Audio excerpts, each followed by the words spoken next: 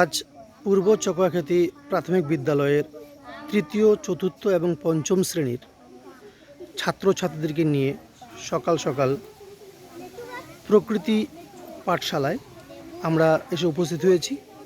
এখানে আমাদের স্থানীয় গার্ডেনার দাদা আমাদের বাচ্চাদেরকে গাছগুলো চেনাচ্ছেন এবং আমাদের শিক্ষার্থীরা সেগুলো তাদের খাতায় লিপিবদ্ধ করছে।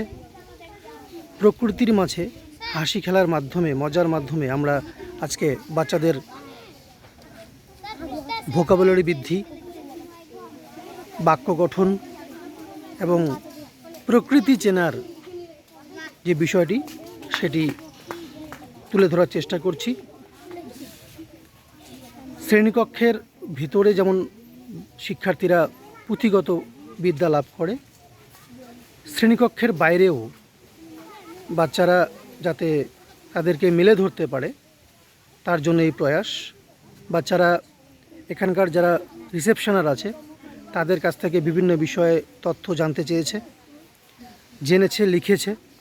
এখন আমাদের দাদা গাছগুলো চেনাচ্ছে। বিভিন্ন প্রজাতির গাছ এখানে রয়েছে।